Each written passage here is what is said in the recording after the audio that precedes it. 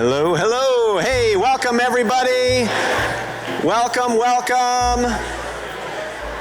As you're coming in, go ahead and grab a seat. I just wanted to introduce myself and to welcome everybody for the night. I'm Professor Adam Widener. I've been teaching here for 10 years in the Digital Media Arts Department. I'm a 2009 grad here at Huntington, and really happy to be here. Happy to see some familiar faces and meet some new people here tonight as well. Hey, they asked me to be your MC for tonight, and I'll try not to put my foot in my mouth, but I'm happy to be here. So before we begin, a couple items of business. So what I'll do is I'm going to say a prayer for our meal. What a beautiful day we've got today, huh? Beautiful in so many ways. Beautiful in so many ways. So I'm going to say a prayer for our meal, and then we have two other 2009 grads who will be releasing your tables for dinner. So Danny and Vanessa will be going around your table, so wait for that. So hey, I'm going to say a prayer for our dinner. I just want to say welcome. Once again, I'm Adam. My background, I worked at Channel 15. If you're like, hey, that guy looks familiar, I worked there for about 5.5 years. I still host the 2-Minute Money Plan on Channel 15 with Greg Reynolds with Reynolds Wealth Management. So there you go. I do that every Tuesday at 5. Muscle memory.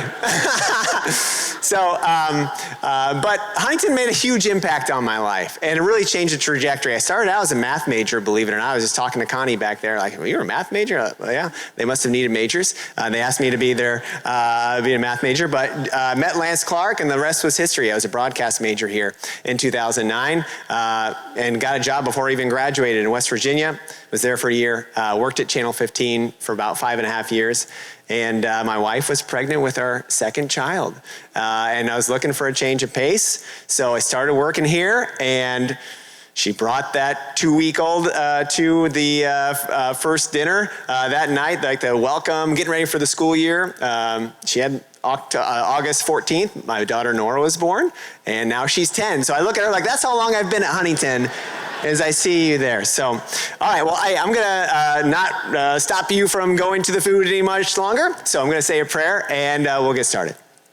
God, thank you so much for just the joy, the excitement, the anticipation, and the newness of this season that it brings. As the leaves are changing outside, Lord, there are changes happening here on campus, and we see the beauty of the leaves changing outside, and we see the beauty of all the newness here on campus, and we thank you for that. We thank you for a story at Huntington. We thank you for the impact Huntington has had on so many lives here in this room, and so many places around the world. And we look forward to honoring that story tonight, and looking to see where we are and where we're headed. So thank you for food. Thanks for providing for us. Thanks for our community. May this be a great reflection of the community at the university for the students, our community here around these tables. Maybe honor you with our words. And I pray that your Holy Spirit would just be really present. The peace of your Holy Spirit, the joy, all the fruits of the Spirit would be present in our conversations tonight as we engage in your story, first and foremost, in the story of what you are doing and have been doing here at Huntington University. Bless this food to our bodies, and we thank you for this night. In Jesus' name, amen.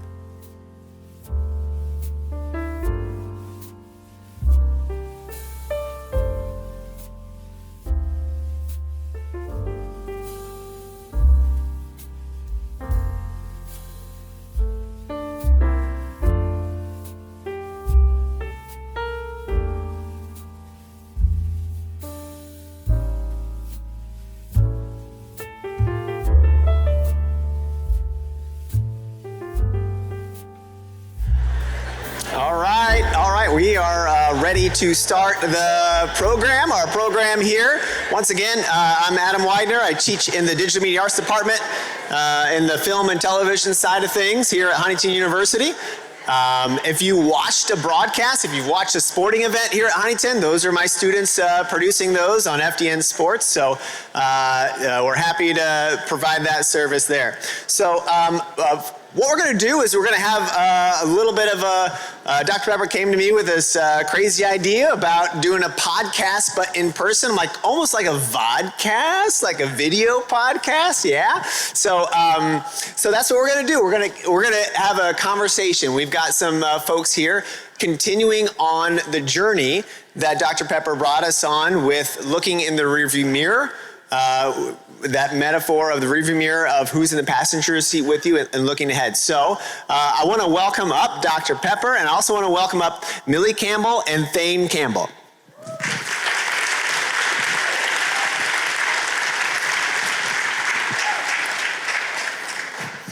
Go ahead and have a seat, and Rob, you can grab a microphone here.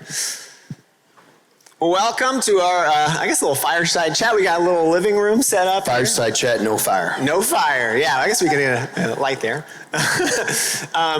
Well, hey, Millie and Thaine, thanks for being here. So you are graduates of Huntington University, as are a lot of folks here. I just talked to someone. There is someone who graduated in 1949, 100 years old here today, Judy. So give it up.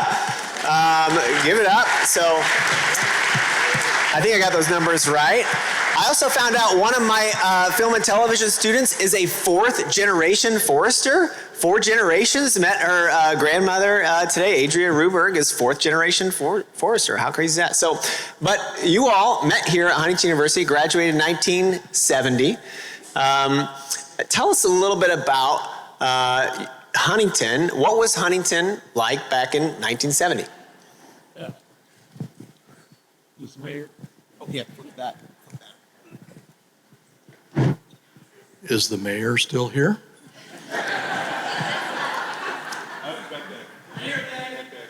Okay, I can say Huntington was a small town. The main street went one way through. It didn't jog around town like it has for a while. And that was basically the route of people that would take on weekends, would cruise through town, the main street, to the Dairy Queen, to the A&W. And both education majors. Yes, and speaking to his, and then we went home for summer, and when we came back, the one-way street signs went the other way. Some things never change. Sure, I know. We were coming down the street to come to campus, and you couldn't go down that street. But so it's always been exciting here for a small town. Very exciting. Well, both education majors here on campus. Tell us about the types of majors at Huntington when you were here, and what that sort of vocational culture was like. We basically had several education majors of elementary and high school science, and I majored in phys ed, minored in music, because I was too lazy to take the last 2 credits to get a double major in music, but I was fortunate enough to get out and teach my minor in music. So that's my experience with a lot of variety of education majors. And a lot of people who would come on campus when our senior year to interview for teaching positions wanted to interview him as a music major and a sports major, physical ed major, a music minor, and looking for a band job. How could a sportsman want a band job? So we got a lot of interviews because I wanted to look see and what kind of person would do that. But he played four sports while he was here in Huntington. So we were busy. So degrees, we had a lot of elementary majors and business majors. The seminary was still quite active. So we had seminary students, which made up a lot. But really, we were known really as a teacher's college then, a lot of elementary schools in our school system. But when we graduated, we were both able to go back to the school we student taught in at the time. So we were never going to stay in Huntington. We were only here for 4 years. He was from Michigan, I was from Ohio. So Yes, the Ohio State, he, University of Michigan, so we decided to stay in Huntington, and that would be a happy medium, but we just celebrated our 55th anniversary of graduation from Huntington. So we stuck around. Your Thaine, was it your father that was, tell me about the seminary, about that experience of like maybe coming here as a kid, and that sort of, both of this, the UB denomination was a really big connection to Huntington here. Yes, my father came from a farming background and decided that the Lord was calling him into ministry, and so he came to Huntington College to study 4 years of bachelor's degree and then stay in seminary. And when we lived in Huntington, we lived in the barracks. Anybody remember the barracks? There we go. If you're not looking, keep your hands up, turn around. They survived to tell the stories. And then my dad got a church in Hillsdale, Michigan, and so that's where I grew up. My sister, Nandis, came here a couple years ahead of me.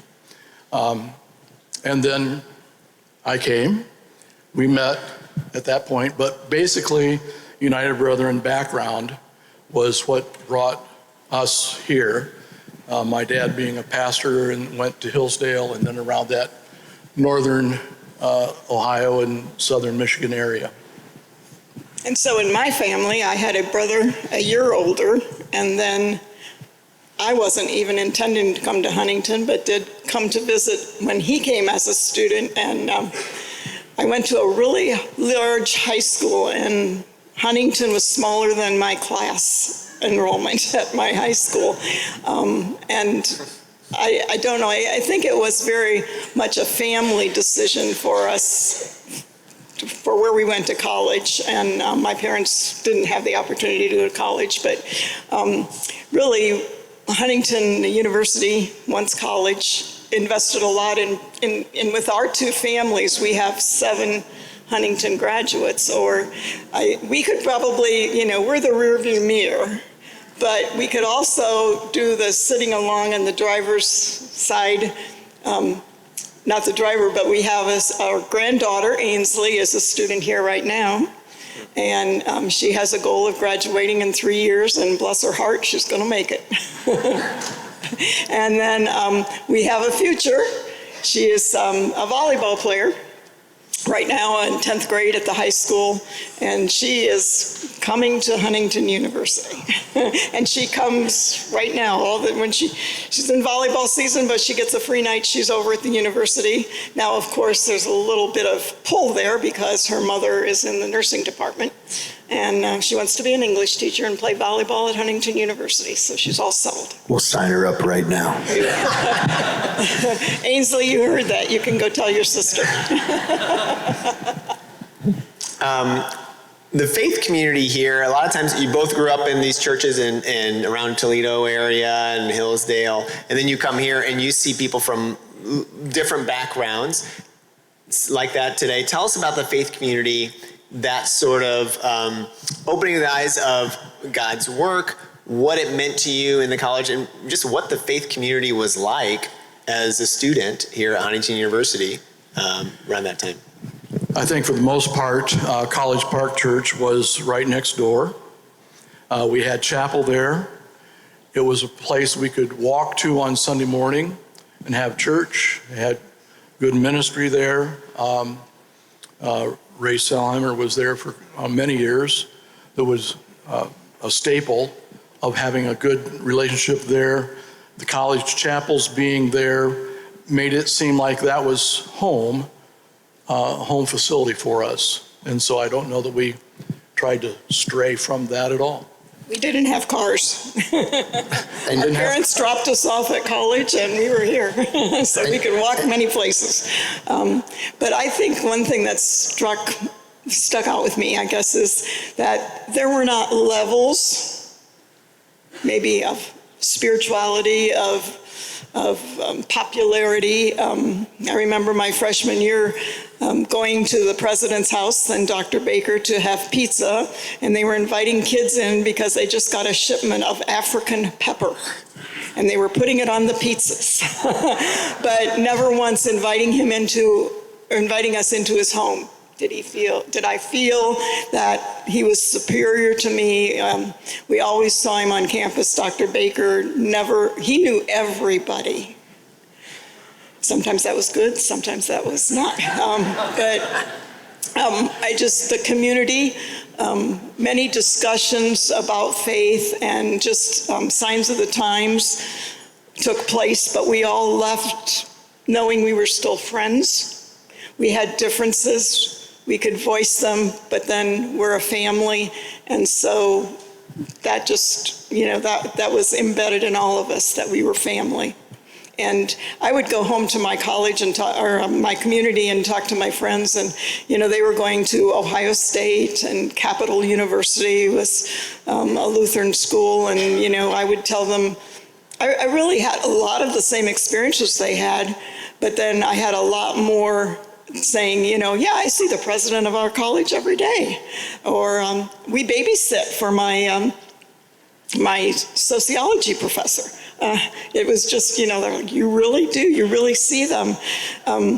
Just a quick aside is I went to Bowling Green State University for a summer session. I couldn't find a summer job, so my parents decided I could take some classes instead. And when I went to the university, I had a math professor, and he had 2 tests for that summer session, and one was a paper and pencil test, and the other was you would go and meet in his office one-on-one for a math final.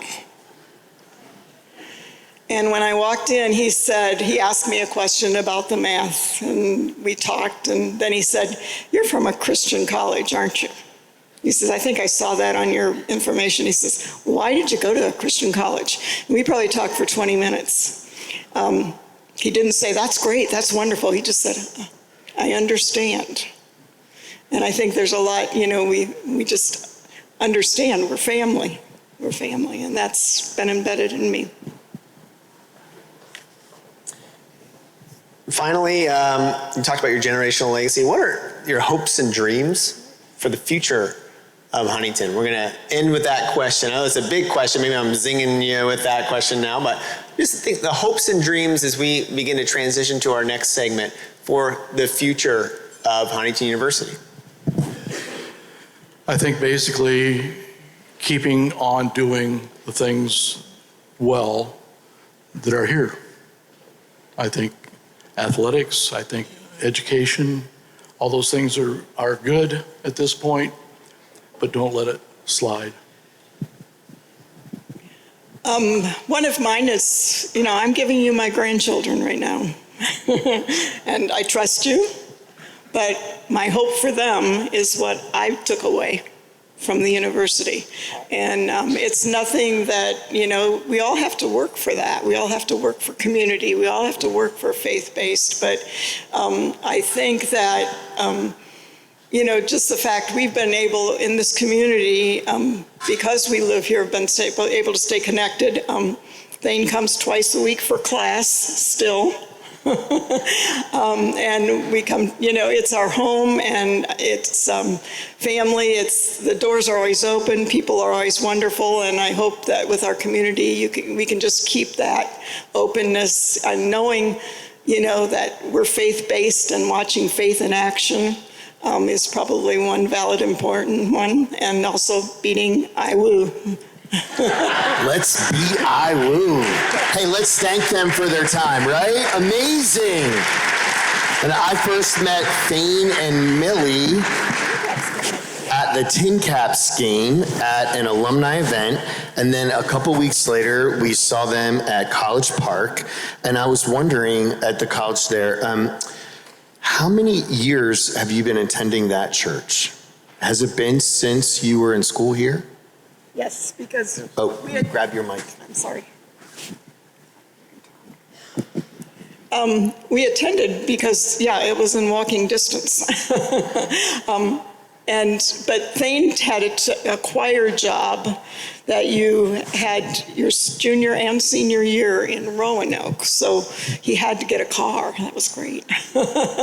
And so he did that choir job, and then they asked, when they found out that we were staying in Huntington, they asked us if, we would come back to that church, and we said, no, we're United Brethren, and we'd like to go back to our college home.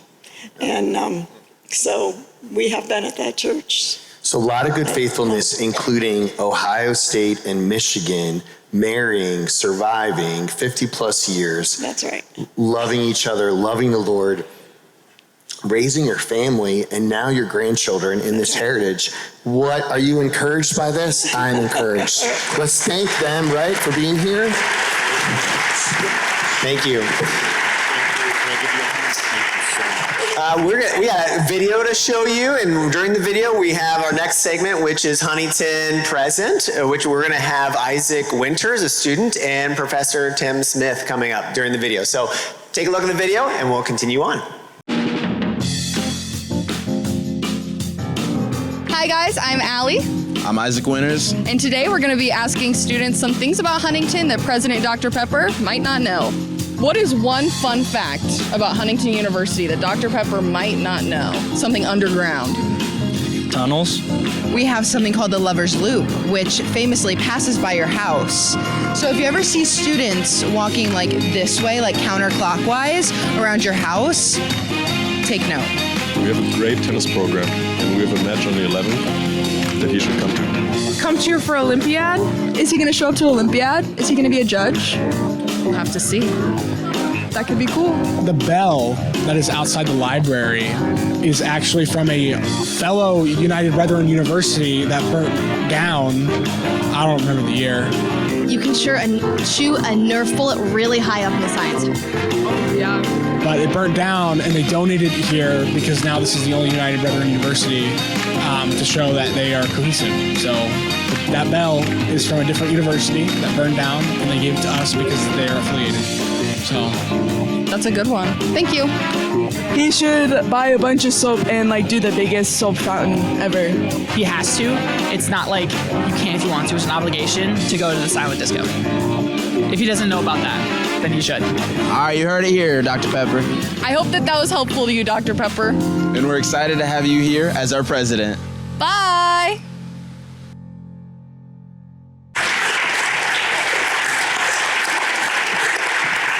All right, welcome Isaac Winters and Dr. Tim Smith for being here. And Isaac, thanks for jumping in on that video for us. So Isaac, you're a freshman film student here from the Wawasee area. And Dr. Tim Smith, been here how many years? This is my 19th year. 19th year teaching here at Huntington University. Great. So Isaac, let's start with you. This is your first semester.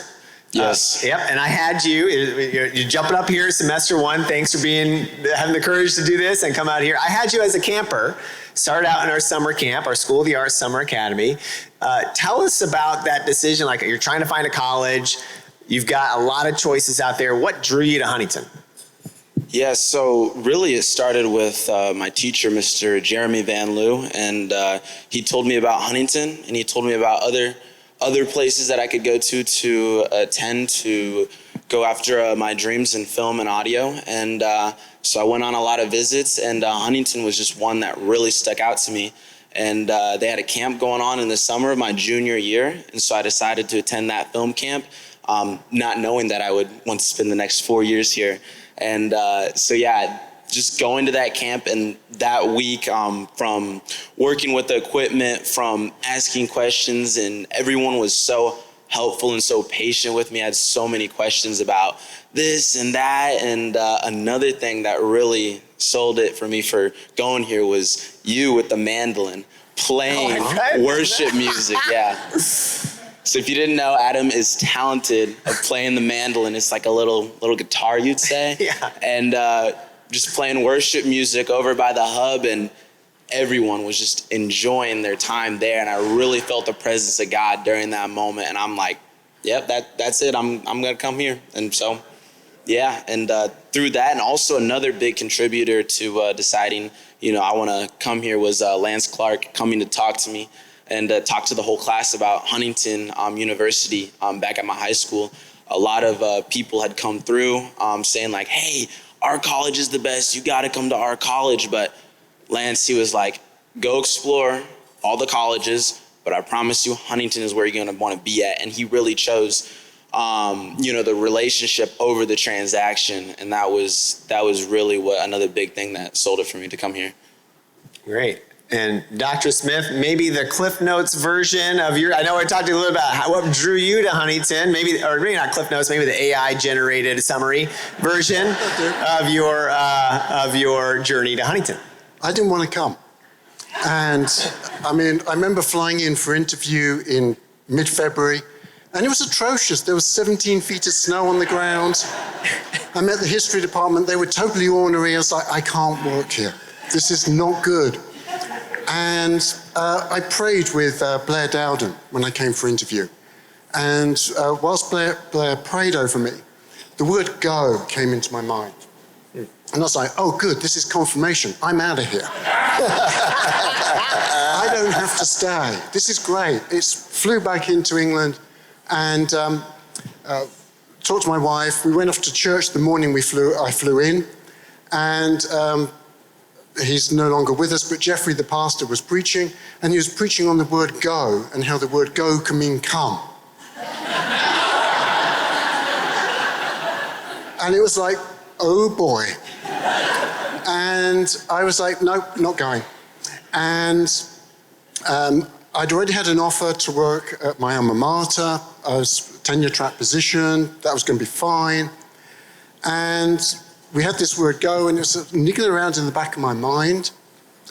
And I had two things happen to me after that.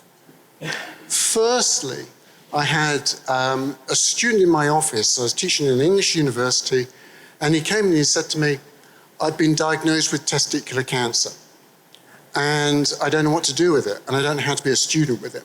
And I spoke with him, I referred him through to student services, but I couldn't pray with him.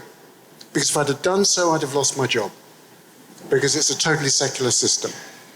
And thinking back on Huntington and with that connected, and then my head of department at the time was also my PhD supervisor, a guy by the name of John Charmley, and he's brilliant. And he did 2 years at a Christian college in Missouri. He did it at Westminster College, where Churchill gave the Iron Curtain speech. And he said, Tim, if you value your career in academia, do 2 years there. Well, 2 years turned into 19. Well, this is my 19th. So he really encouraged me to come. And that, and then with the student example, and then the word go, really got me to come. Great, thanks, Tim. So, Isaac, your dad is a pastor. Yep. Yeah. So it's fun. We didn't plan that. Like, okay, Thaine's dad, is that your dad's a pastor? So you grew up in a faith community.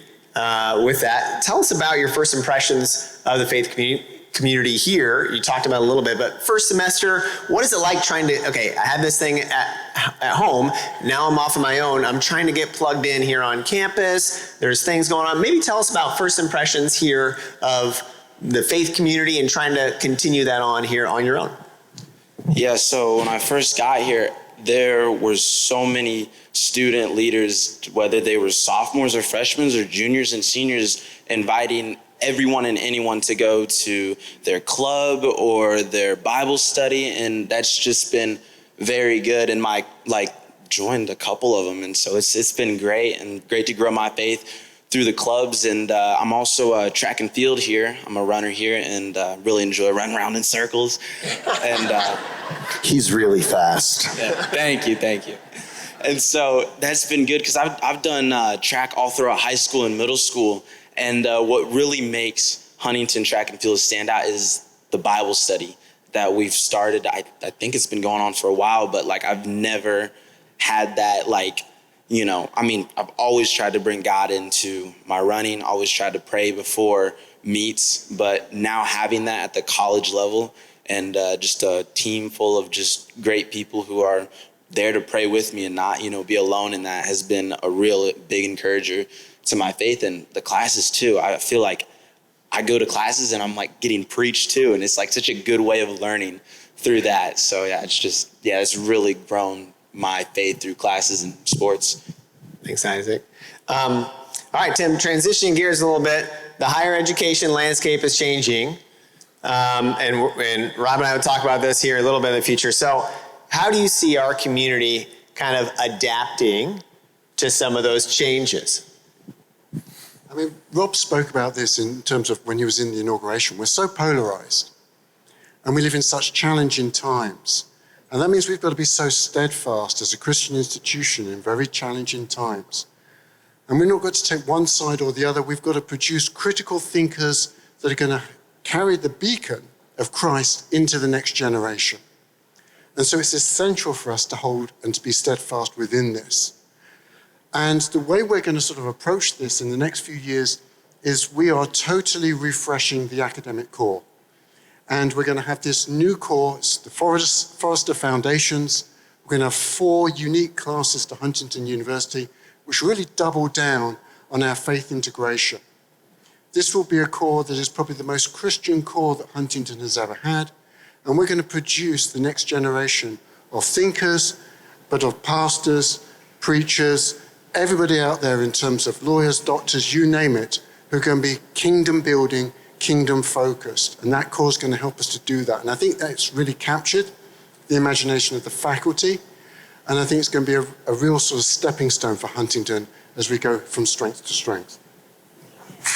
Wow, right? Hopefully you all could hear that. We didn't talk about, I guess I'm the president now. I got that, Monty gave me that thing, so I'm good. Isaac, I want to affirm you, and I want to share a little story. You know this because you connected with me, I think, on your first or second day here. Isaac's dad has a brother. His name is Nate Winters, and that's Isaac's Uncle Nate.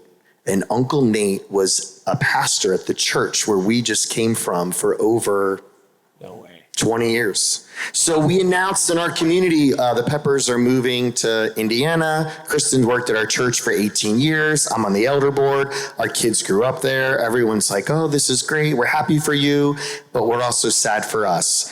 That night, I get a text message from Uncle Nate. Hey, Rob, this is crazy. Is it the Huntington in Indiana? Well, there's one in West Virginia, too, if you didn't know that. So I was like, yeah, it's the one in Indiana. And he goes, Kim, his wife, and I are so thrilled for you and Kristen. So that would be Aunt Kim. And we're really thrilled for our nephew. We know he's going to be in good hands. And I'm like, Nate, who's your nephew? Oh, it's Isaac Winters. This is where he's from. And we're so excited and look out for him. So I didn't know Isaac. I didn't know what he looked like or whatever. And it's the first or second day here. And I don't know if you were on your skateboard or you were, I don't know what you were doing, but you come flying by me and you're like, hey, Dr. Pepper, I'm Isaac. You know my Uncle Nate. Yeah. So did Uncle Nate reach out to you too or just me? Like, I don't know. How did that go? So he had reached out to my dad, and he's like, Isaac, you got to behave. That's what my dad told me. And I'm like, what do you mean, Dad? Like, what's going on? He's like, well, Uncle Nate knows the president, and the president knows you. I love his energy.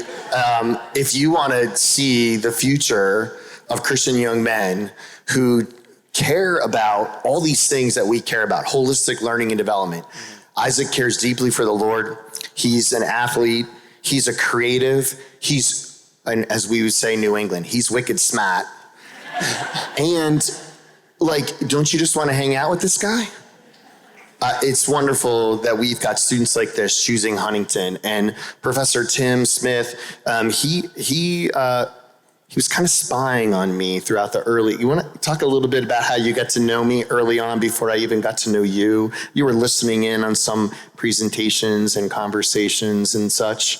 Well, I first met you at the board meeting in the spring semester, but then I was asked by Luke to come and speak about the new core at the UB conference, and I sort of came a little bit early just to hear. He sort of came just a little bit early. It's all good stuff. Yeah. So Kristen and I are at the UB National Conference, which happens every couple of years. And in my role here, I was getting introduced to people, and they're interviewing us, and we're talking, and I'm kind of pontificating, as I sometimes like to do. And I look in the back, and have you ever seen the Muppets, those two guys up in the top? Who are you with? I want to call him out. Dwight's here. Yeah, Dwight, he's here. That's right. And I had interacted with Dwight a few times before, and I'm looking back, and these two guys are just like, I'm still not sure what you think of me, but thanks for being up here. Dwight's already retired, but no, but thank you so much. I'd love to talk with you about what does it mean to hold these things in tension.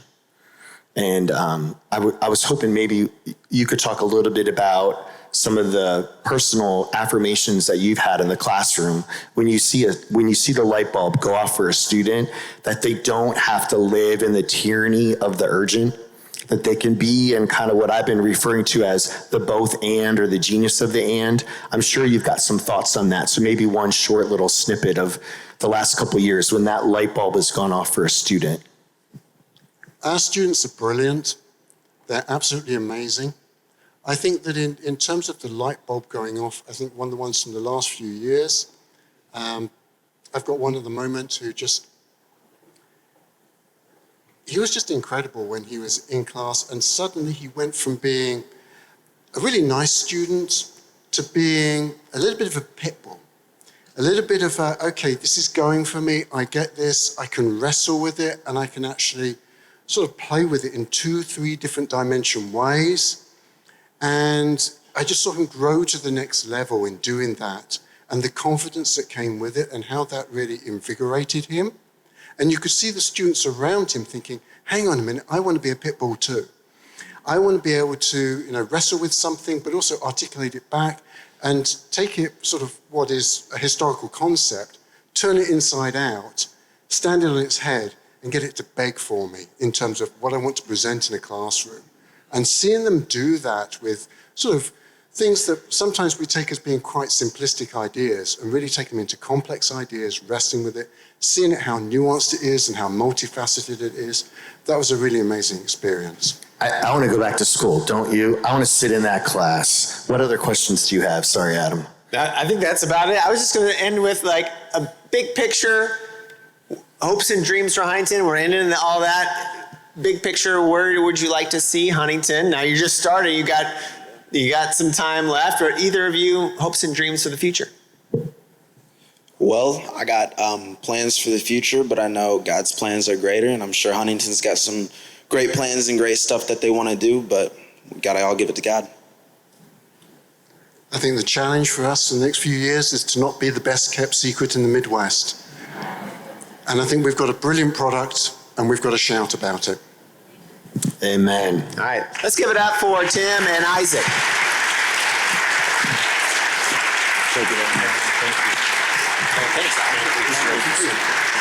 We've got another short video for you, and then I'm going to bring Rob on the other side of the couch here.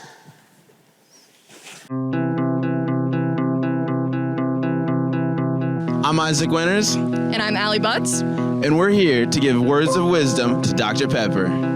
If you could give Dr. Pepper any piece of advice, what would it be? Do your best to go to everything.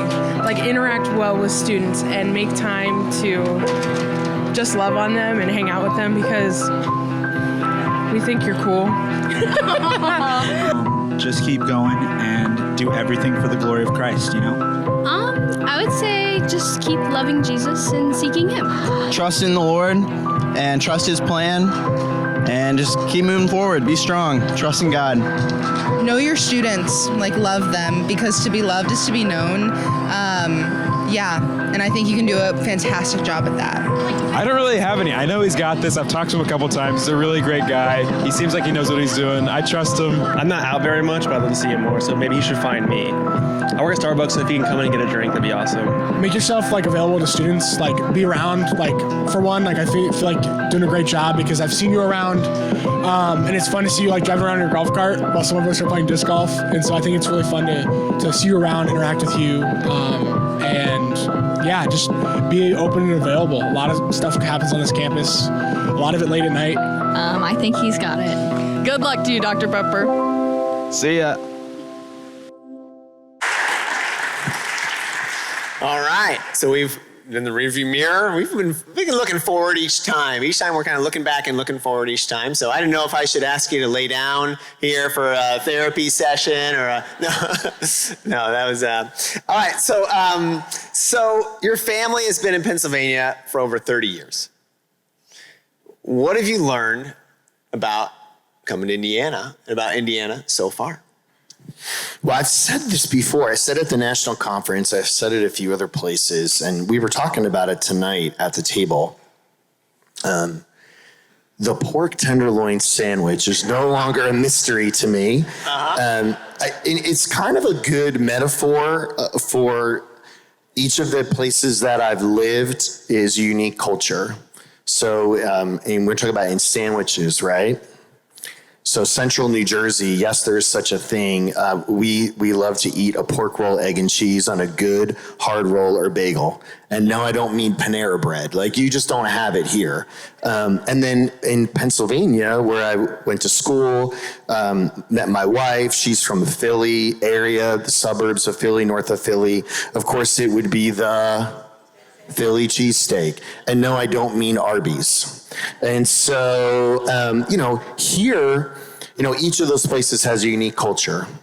And so I loved my time, formative years, first 18 years in Central New Jersey. I always refer to myself as from New Jersey, but I've lived in Pennsylvania.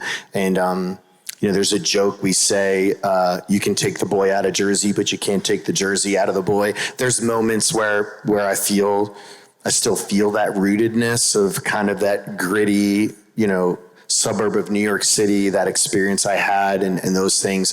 And in Pennsylvania, it felt much more small town, even though we were in the suburbs of Harrisburg, and you really did get to know your community. And certainly being on a college campus, when we were first married, our first 5 years of marriage, we lived on a college campus. We lived with students. I was working at the university. Kristen had a job in public education. This is before we had children. So we kind of grew up with students. We grew up understanding what they were going through and all of that. And then when we moved off campus, we were still heavily involved in campus life. And that was our home. That was our community. We didn't have any family close to us. The closest family was 2 hours away, and then the rest of the family was much further. So our home was our immediate family. And then we had really strong connections with church life. And then our children all went to a Christian school, which we were all involved in as a family. So that was our home. So we had that community within that.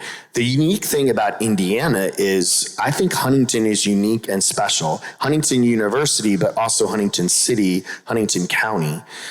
It feels a lot in some ways like it did when we first moved to Pennsylvania. We were in the fastest growing county, and we lived in the fastest growing municipality, and I worked in the second fastest growing in the state of Pennsylvania. So we saw a lot of change in 30 years. When I first went to Messiah, Dr. Barnes and his wife Barbara here tonight, and a formative mentor for me, I think the saying back then was, there were more cows in Grantham than people, and that was true. That wasn't a joke. It's not like that now. So in many ways, I feel like this rural community, the small town feel, the small city feel, you walk into a diner, and Chris and I have had this experience many times. We've walked into a small place to meet someone, and everyone goes, "You're not from around here, are you?" Now, we keep going back to the same places, and now that at least the locals are like recognizing us. But we have felt, and it's been such a hospitable community. And I think it vacillates from they're just Midwest nice, but they're also very gracious. They love the Lord, and they're excited for us because they're excited for this university and the long-term relationship between the university and the city. And we're just thrilled to be here and just continue to learn about what is going on here in this community. So yeah, that's been great. Long answer, sorry. No, that's great, that's great. What have you experienced so far that's confirmed what you've thought, and what, if anything, has been surprising to you? You touched on some things a little bit, but confirmations of previous thoughts and like, oh, that's a little different than I thought. Yeah, so Ryan Warner, are you here, Ryan? Are you still here? Yeah, he asked me this question a couple times, and he asked it again today at our board meeting. I'm probably going to, every time there's threads that are the same. What's confirmed is the genuineness of Christ at the center here. I asked the board that. I was pretty pointed. Okay, there's the slogan, Christ Scholarship Service. Are they in order for a reason? And unequivocally, the board said, yes, Christ comes first. And I said, great, because if you didn't say that, I'm out.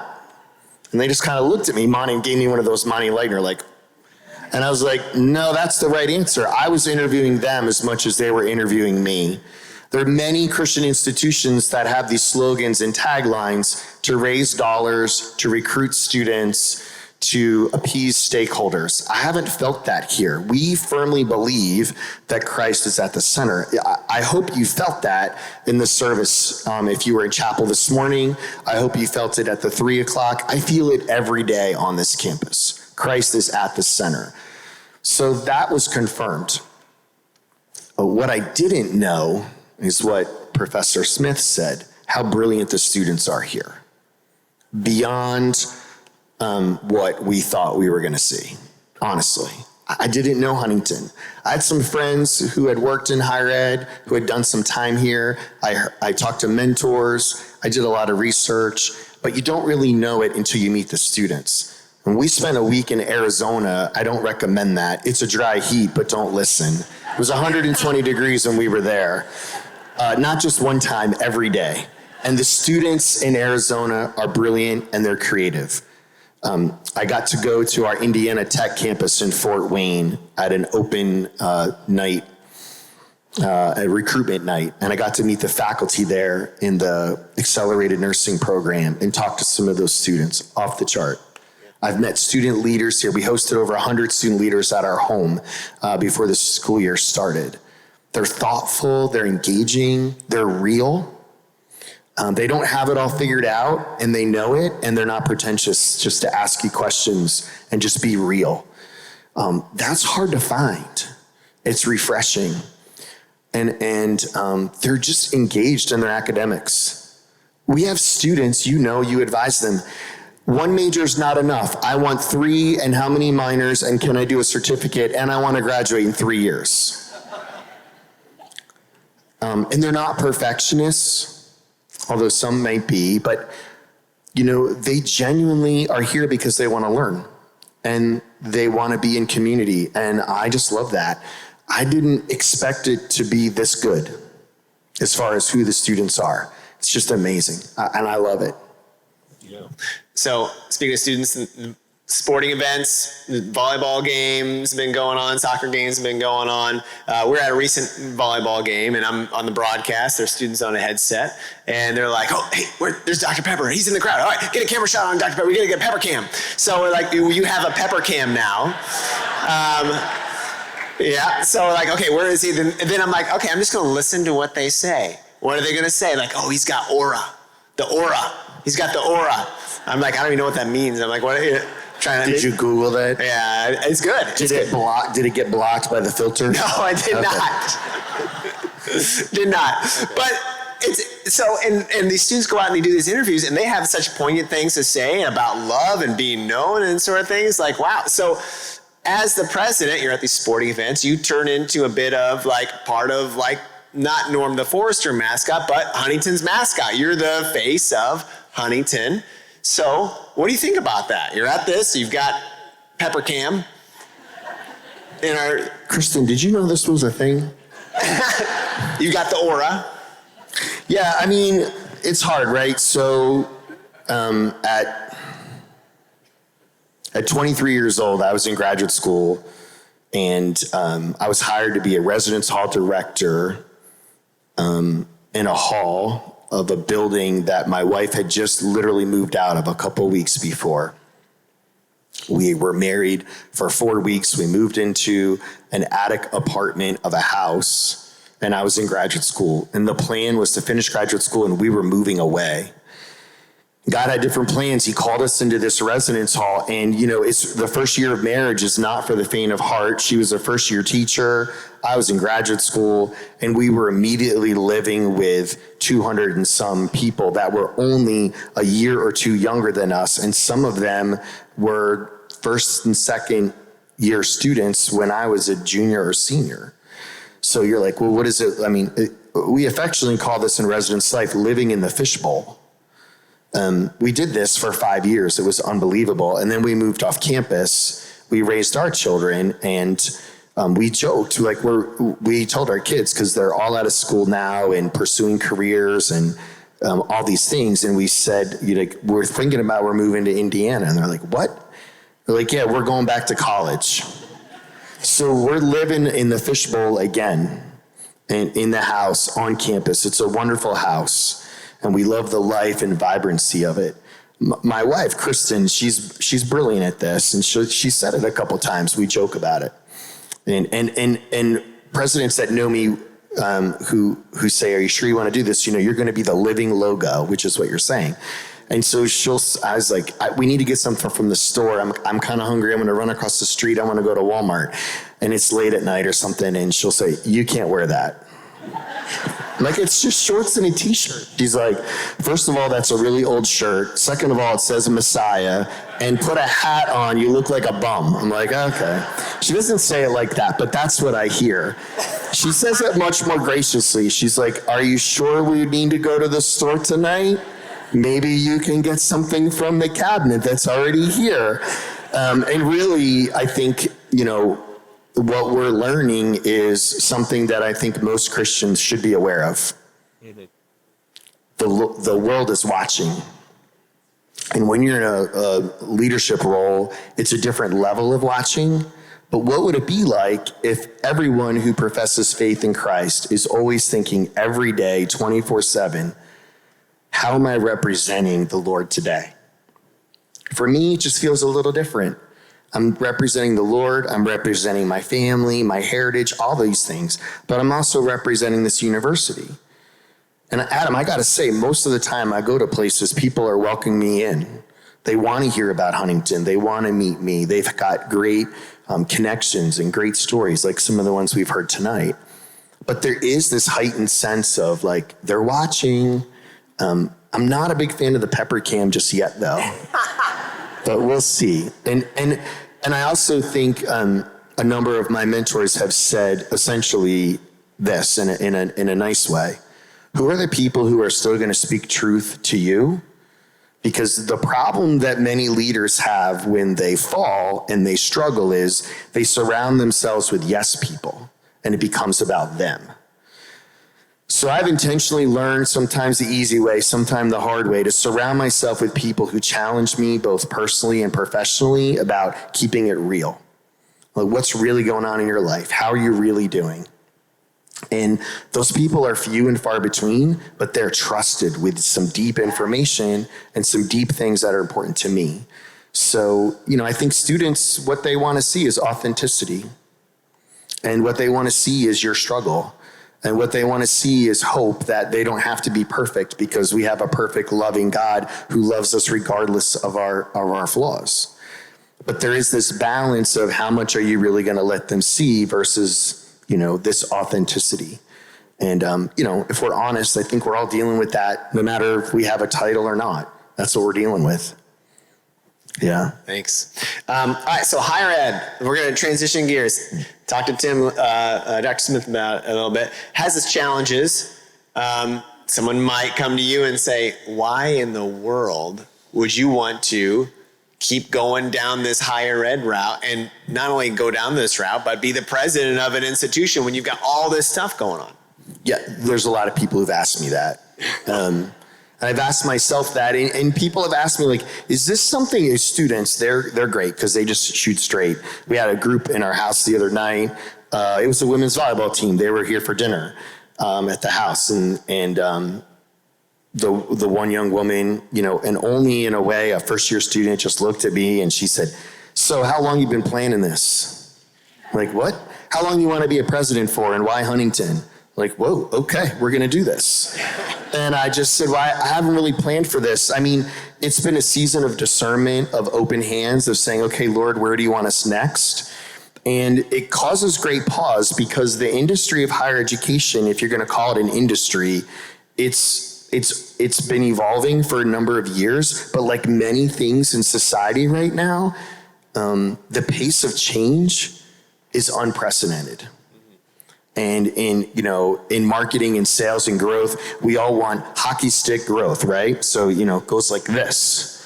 Well, we don't like that type of growth in terms of challenges in the things that we hold near and dear. So we hold our communities, we hold our churches, we hold our family. If you're a college graduate, you hold your alma mater near and dear. You don't want it to change, even if it's a good thing, right? You just don't like that change. You want that rootedness.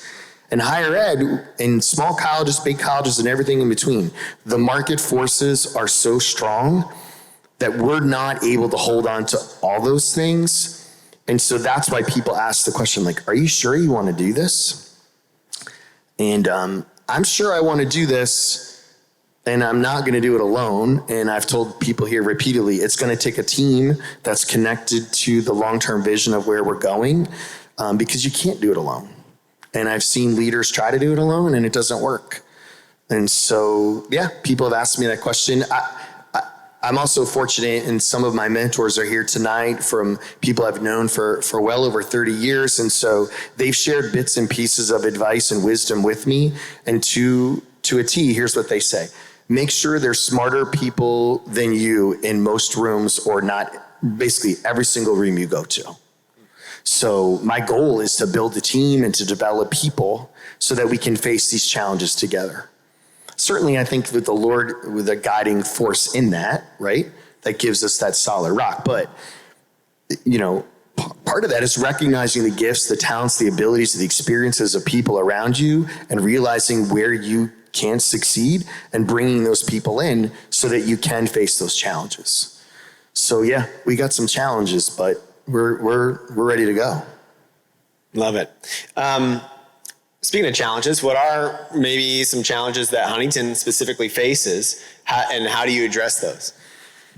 Man, I feel like I'm being interviewed again. I just turned into the reporter hat a little bit. We're toward the tail end. We're just wrapping it up. Yeah, I think some of the challenges we're facing at Huntington are similar to our peer institutions in Indiana and other institutions across the country that would identify as faith-based. But then there's other challenges that are consistent across higher education. In higher ed, we call this the enrollment cliff. If you haven't heard it, Google it. Basically in 2008, 2009, 2010, leading up to and right after that big crash in the market, people stopped having as many children. And so now those children are of traditional college age. And there's pockets in the country where there's growth. But here in Northeast Indiana, in Ohio, parts of Michigan, Pennsylvania, there's a decline in the number of college-age students. So we have a demographic problem. And we've known this since 2008, 9, 10. It's not a surprise. We've all been talking about it. So what does that mean? That means the same number of institutions are competing for a smaller number of people willing to go to college. And then we also have the issue of the growing narrative of, is it even worth it anymore? Do I even need to go to college? And so I would say, well, we don't have to worry about competing with all colleges. We just need to do the best job that we can do with excellence, and we need to state a case for how we're different. So those are some challenges and some ways to overcome them. And I also think that, I talked about it a little bit in my inaugural address. We're in an increasingly polarized society. And I thought Professor Smith answered this extremely well. And I hear the challenges of the Campbells who are entrusting their granddaughter to place, hopefully, to Huntington. How can we be both and? How can we be solid on our convictions of what we believe, but be open to critical thinking and learning in such a way that students can leave here and be excellent witnesses for who the Lord is? And I like what they're doing in Biola and some leaders there, how we can have some winsome evangelism. People that I know typically don't come to Christ because you beat them over the head and you yell at them. They come to Christ because you show them who Christ is in their life. You serve them, you see them, you listen to them, and you're different, and they ask questions, and they want to understand who is Jesus. We need more people like that in the world, and we need them in every vocation, in every walk of life. We need salt and light in all these places that have brokenness, that need reconciliation. And I think Huntington is the type of place where that can happen because we care deeply about relationships. We care deeply about iron sharpening iron. I mean, if I could hire 35 more Adam Wideners to sit down with Isaac Winners to sow into the next generation, I would do it tomorrow. That's what we're about. That's what we've always been about. That's what we need to continue to be about. Not just here with our traditional undergrads, but in Fort Wayne with adult students who are re-careering, with adult students in graduate programs, with students we are in Peoria, which is a suburb of Phoenix, and Phoenix is the 4th largest city in the US.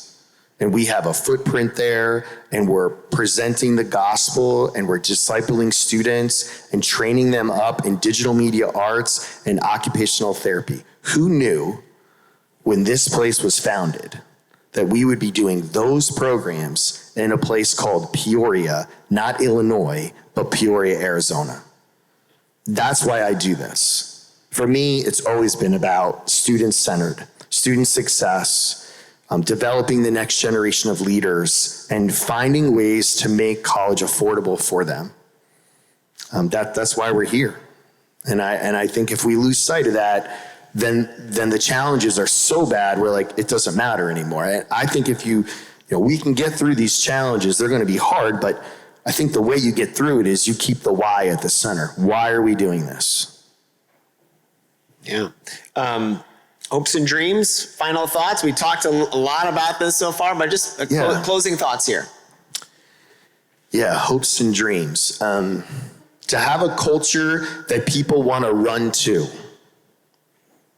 So to be the first choice of the schools that are doing what we're doing in this area, to no longer be the best kept secret, to have students in the Midwest and beyond say, something's going on at Huntington, that's where I want to be. And that's not going to happen overnight, and that's not something that's broken. That is just me working with others to steward what's already here so that my operations and finance people are here. So they're going to be like, ooh, I can't believe you said that. I want to run out of room. How about that? I want to run out of room. I want so many people to be here that we can say, we're doing something here that people want to be a part of. Now we need to respond to that. So when I talked earlier today about endowing and equipping and enhancing and expanding, those aren't throwaway terms. That's my heart. Let's endow this place financially. Let's equip our students when they graduate. Let's give them opportunities, and let's make this place a place where we can expand and enhance and further the footprint. Not because this place is going to be in my image. I don't care about that. Because I want to expand the kingdom. And I want to graduate thoughtful Christians who can go into all these professions. And I want there's something to be so special going on here that people are like, I want to be there. How do I get there? Yeah. Thank you, Dr. Pepper. Let's give it up for Dr. Pepper. As we close tonight, what I'd like to do is to pray over you, if you'd allow me to do that, and if we can all pray over Dr. Pepper here and pray a blessing over your time as president here. That's all right. Lord, just thanks for this opportunity to hear vision, to hear stories. You're such a great storyteller, Lord, and even just to hear Isaac's story and that connection there. You know what you're doing, God. I just pray a special blessing over Dr. Pepper and his leadership. I pray for wisdom for him. I pray for patience. Pray that all the fruits of the Spirit over him. And I just pray a special blessing over him, over his mind, over his heart, over his spirit, over his endurance.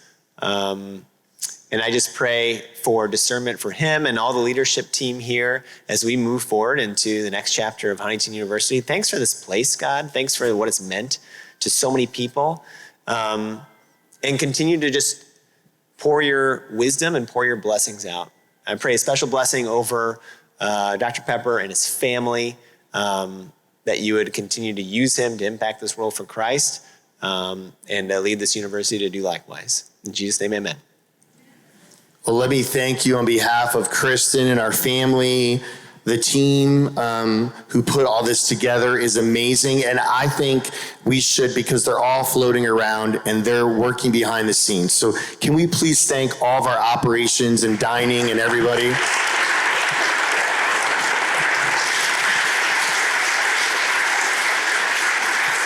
Also, I want to offer a special thank you to current and former board members who are here. And once again, I just want to thank the presidents who have led before me. Mm-hmm. It's uncommon what we experience today. And I don't know if you know that. If you're not a higher ed nerd, it's uncommon that we would have this many presidents spanning this amount of time coming back for such a time as this. It means a great deal to me and my leadership to be supported by the people who came before us and worked so hard and served this institution and all of you so well. So before we're done, Adam, I was hoping maybe that we could just thank those former presidents as well. Can we do that? Yeah. Thank you. Let's do that. So thank you so much.